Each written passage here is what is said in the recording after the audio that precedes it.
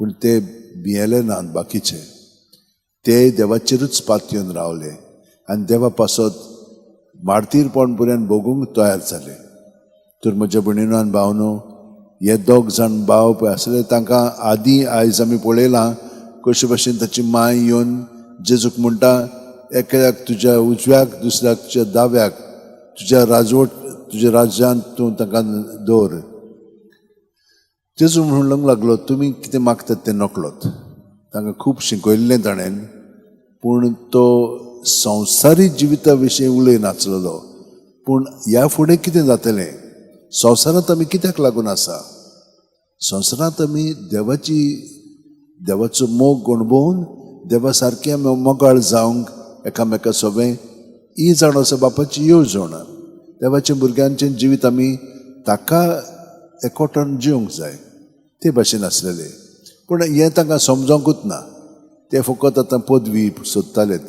आमचेय भाशेन आमी तशेंच पदवी सोदता, खालती कांय ना. आनी जितली आमी खालती जाता तेन्ना देवाची येवजण खरेपणी आमचे सोबे घडोवन येता आनी आमी दुसऱ्यांची सेवा चाकरी करूंक लागता आनी हातून सर्गीचें राज स्थापन जाता. ताणें तांकां सांगलें, व्हड जावंक जाय जाल्यार चाकर जावंक जाय, पयलो जावंक जाय जाल्यार सेवक जावंक जाय. आनी देवाचो पूत कशे भशेन जियेलो तेच भाशेन दुसऱ्यांनी ताची सेवा चाकरी करच्याक न्हय, तो आमची सेवा चाकरी करता. जेजू इतलो आमचो मोग करता म्हज्या भयणीनो आनी भावनो, की आजून आमकां तें समजोंक ना. तो सगळो गत आमचे बरोबर आसा, ताका आमी हाजीर जावया. कशे भशेन तो आमकां सगळो गत आमकां वाट दाखयता. आमची मनां पळय आहा आनी तातूंत चिंतना आसा, ती सगळो गत आमी ताका सोंपोवन दिवंक जाय, भितरल्यान स्वतंत्र जावंक जाय. आनी मागीर तो आपली चिंतना आमचे सवें घालता, तेन्ना आमचे मदें शांती, समाधान, घोटाय येता.